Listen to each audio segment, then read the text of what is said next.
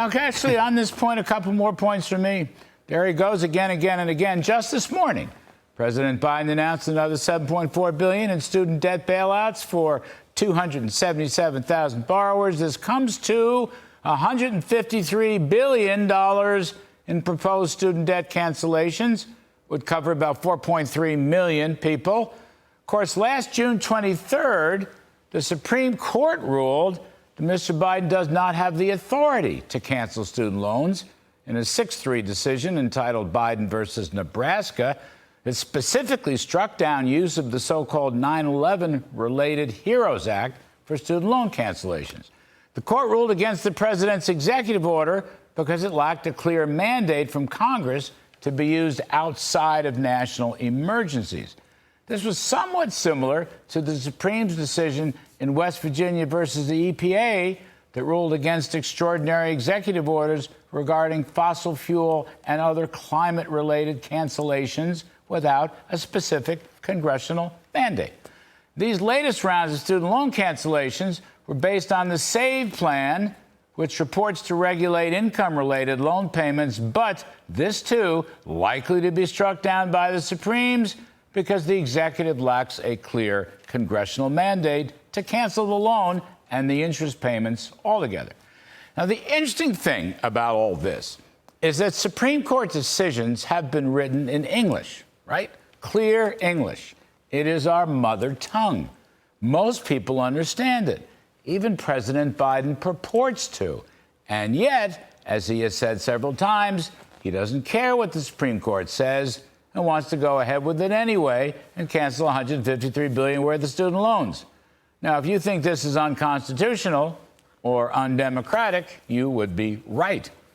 Right now, the Education Department holds a portfolio of $1.7 trillion of student loans. So Biden would be canceling roughly 9%.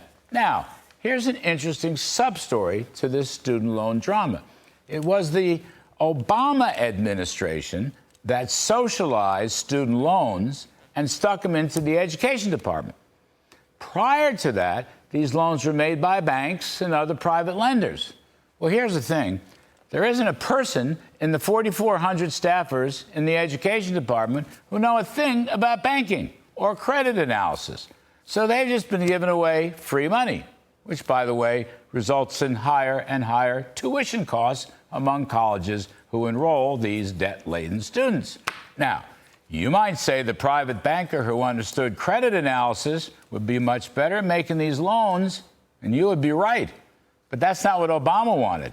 He wanted to put all the loans in the Education Department so that, now get this, the interest payments would go to finance, wait a minute, Obamacare.